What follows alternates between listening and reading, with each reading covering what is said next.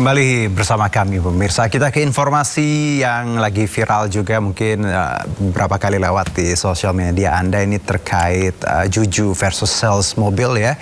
Ini hanya karena satu oknum sales bukan berarti mewakili brandnya. Nah ini pemirsa, konten kreator Juju yang dikenal dari akun @makanlur ya, viral di media sosial karena bermasalah dengan pihak sales salah satu brand mobil listrik. Pasalnya pihak sales malah mengajak berdebat saat Juju yang membeli mobil komplain terkait fitur parkir.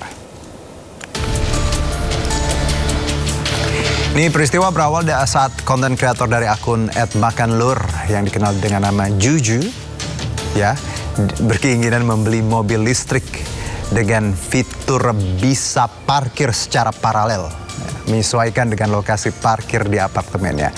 Ia pun pergi ke salah satu dealer mobil listrik dan bertemu dengan salesnya. Jadi ini ilustrasi pemirsa ya. Di situ Juju menyatakan keinginannya membeli cash mobil listrik yang bisa parkir secara paralel. Sales pun merekomendasikan salah satu produk mobil listrik dan mengklaim mobil ini bisa parkir paralel. Kesepakatan harga dan produk selesai, Juju membeli mobil tersebut cash. Namun saat mobil sudah digunakan dan parkir paralel, ternyata mobil mengalami kerusakan. Pihak mekanik mengatakan mobil tersebut bisa parkir paralel, tapi tidak direkomendasikan.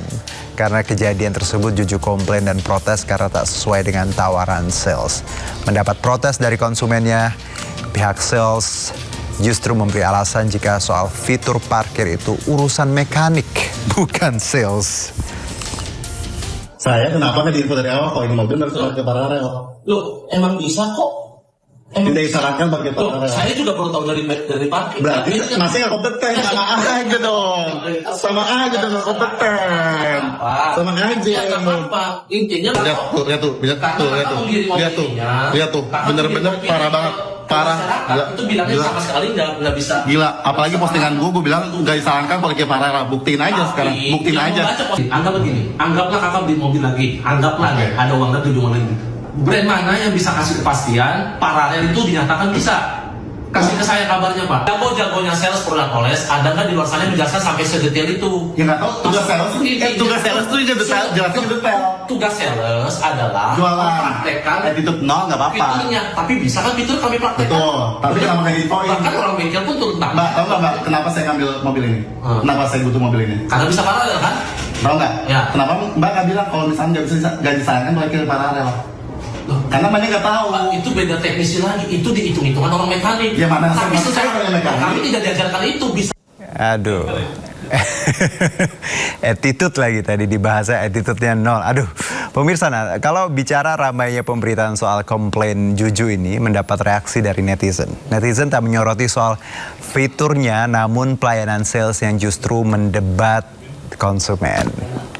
Di beberapa mobil listrik itu sudah ada fitur yang bisa untuk parkir paralel, tapi kebanyakan sih nggak, termasuk Ioniq ini nggak bisa sebenarnya kayak. Dia tuh hanya stargazer sama core kalau nggak salah ya kayak dua itu. Selebihnya itu sistemnya beda.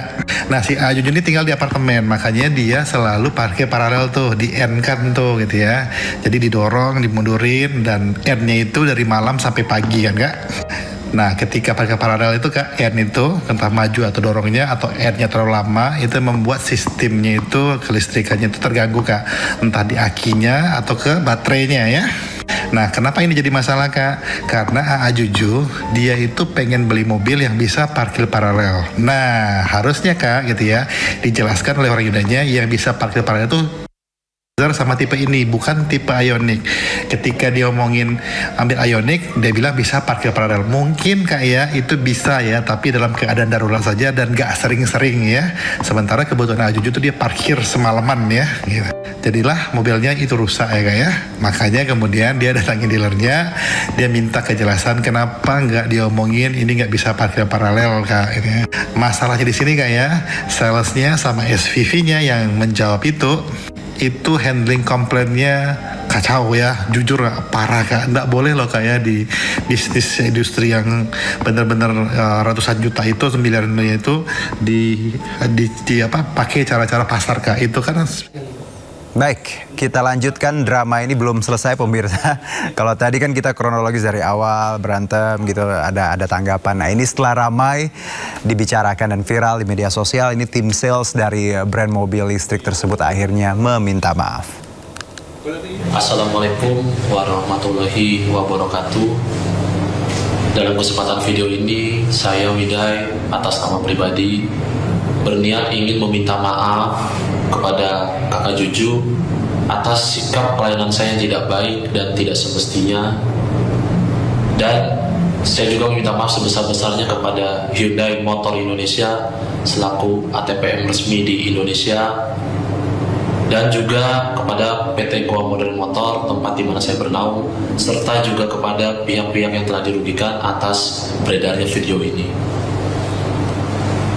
Saya selaku sebagai atasan daripada sales yang bernama Adel siap bertanggung jawab penuh menerima konsekuensi ini atas video yang telah beredar.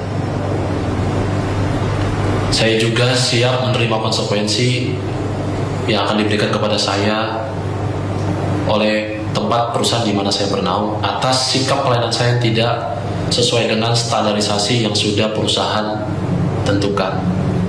Yes, baik. Ya, tadi bagus, sudah salah minta maaf. Oke, kita harus hargai itu ya. Tapi tadi dramanya bagaimana jual beli mobil juga harus teliti lagi baik itu konsumen maupun sales. Jangan cuma karena pengen jual barang yang mahal bagus tanpa cek lagi ya, plus minusnya seperti apa ya. Nah, lanjut kita ke informasi yang juga tak kalah menarik pemirsa. Sidang pra-peradilan ex Jampitsus Febri Adriansyah kembali digelar di Pengadilan Negeri Jakarta Selatan, dan kubu Polri sebagai termohon serahkan bukti surat dan hadirkan 2 saksi ahli.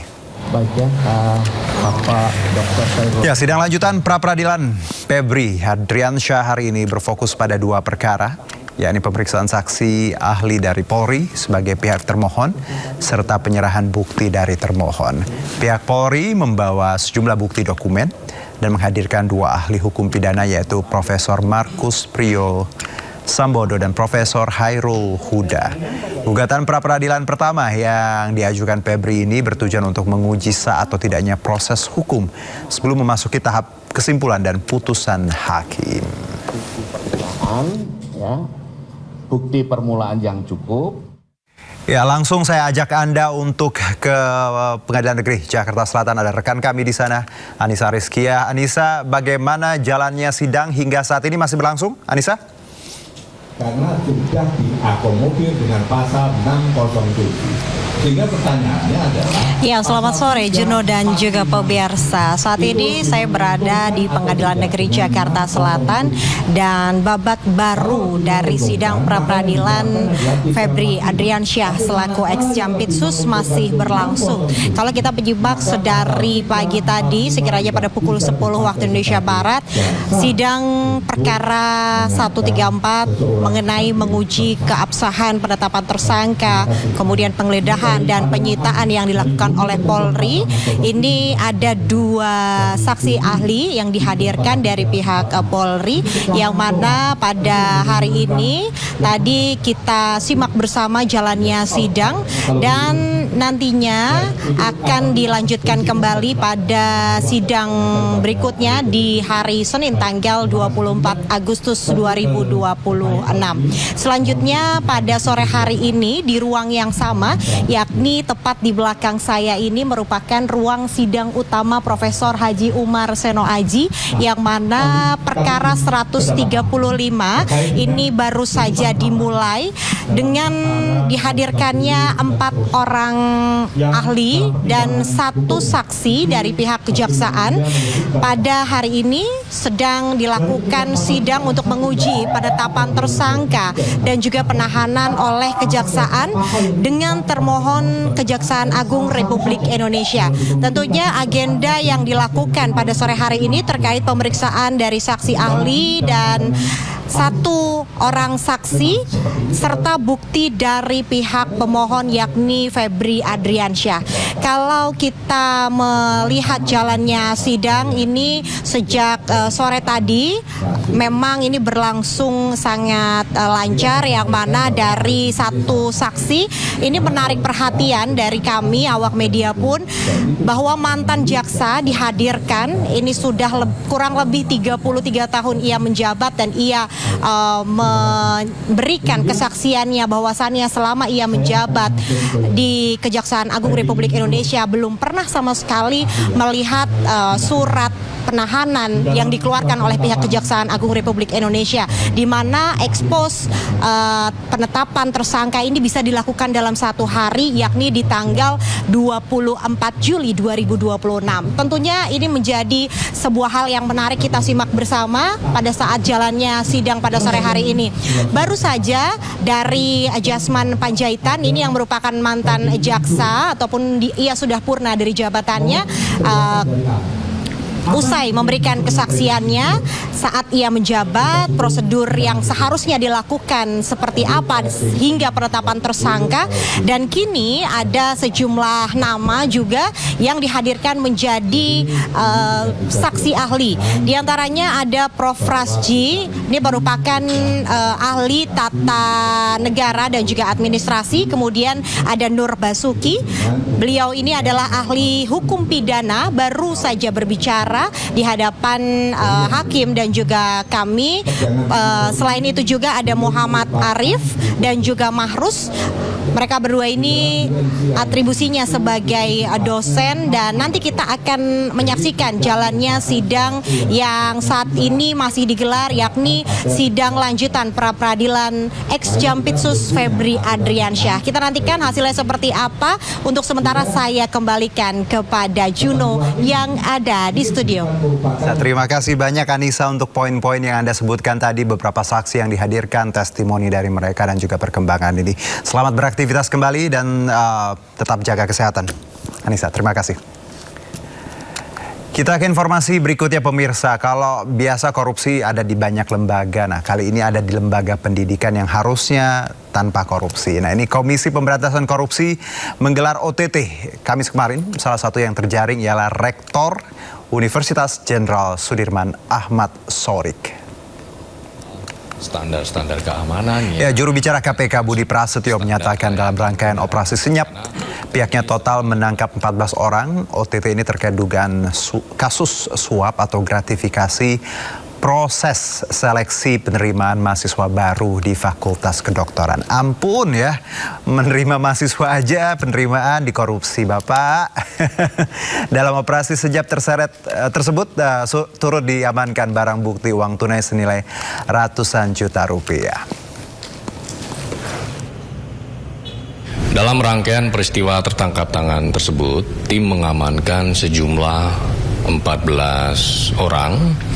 12 orang diantaranya diamankan di Purwokerto dan 2 orang lainnya diamankan di Jakarta.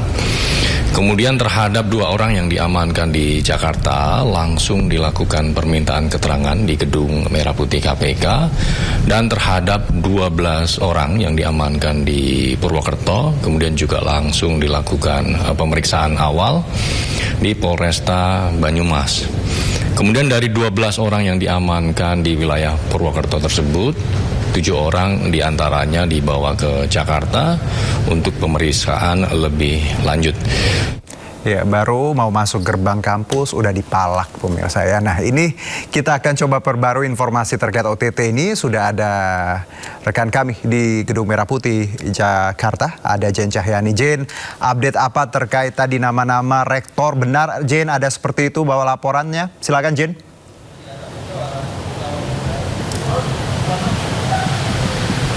Ya, baik Juno dan juga pemirsa, ya betul sekali tadi seperti yang disampaikan oleh juru bicara KPK Budi Prasetyo terkait dengan OTT atau operasi tangkap tangan Rektor Universitas Jenderal Sudirman atau UNSUD, yakni Ahmad Sodik, yang tertangkap karena diduga melakukan korupsi, di mana dari pihak KPK sendiri juga menemukan sejumlah barang bukti uang tunai hingga ratusan juta rupiah. Dan update terakhir yang kami terima dari juru bicara KPK Budi Prasetyo bahwa bahwa pada saat ini Juno dan juga pemirsa sedang dilakukan gelar perkara di dalam gedung KPK untuk menentukan status hukum dari para pihak yang sudah ditangkap oleh KPK dalam OTT atau operasi tangkap tangan penangkapan Rektor Unsut tersebut. Dan nantinya hari ini kemungkinan akan dilakukan konferensi pers untuk menyampaikan seperti apa status hukum dari para pihak yang ditangkap, di mana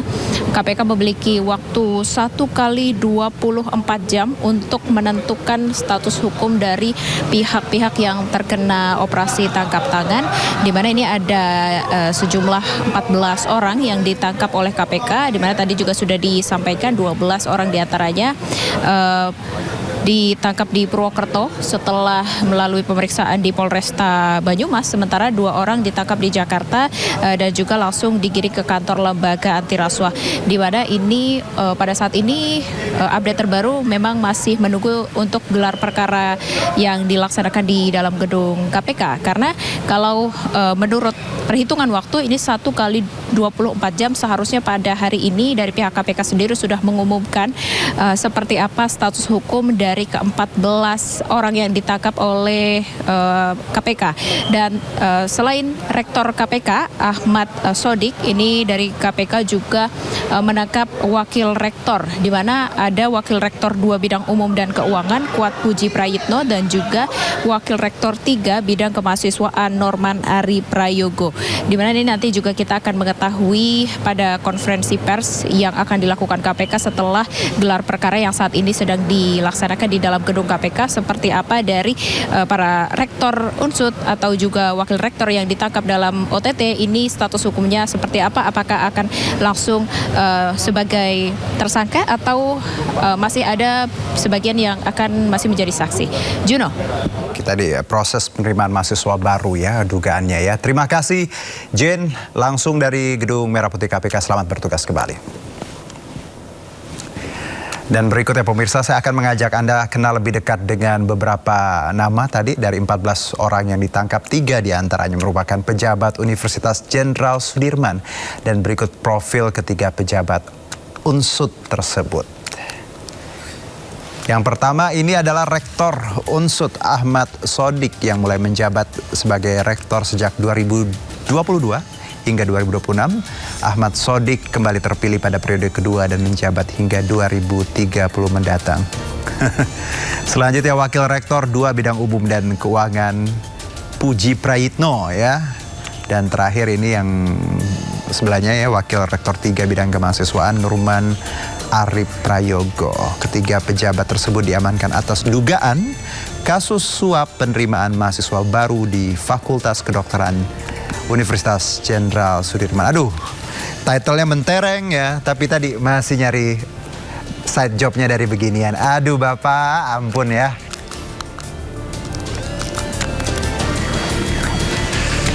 Selanjutnya pemirsa, saya juga ajak Anda untuk kita cek nih laporan harta kekayaan penyelenggara negara atau LHKPN milik Rektor Unsut ini. Ahmad Sodik 2025 tercatat di laman website resmi milik Unsut.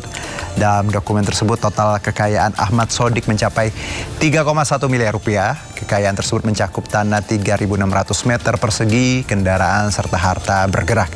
Dibanding 2023, kekayaan Sodik meningkat sebanyak 1 miliar rupiah.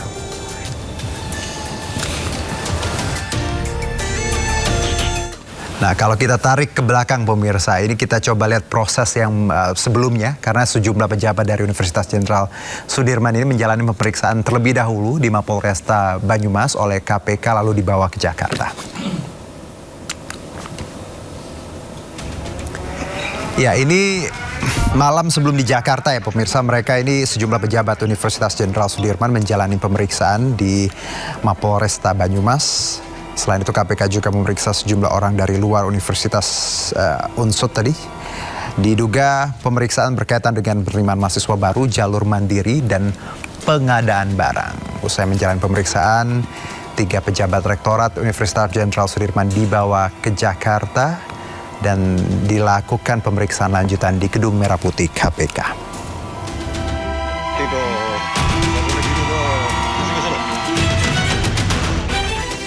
Ya, perjalanan kita di Sindo Sore masih berlanjut 1 jam lagi. Kami akan jeda. Tetap bersama kami dan ada informasi terkait pra peradilan ya. Dr. Tifa akan kami hadirkan sesaat lagi.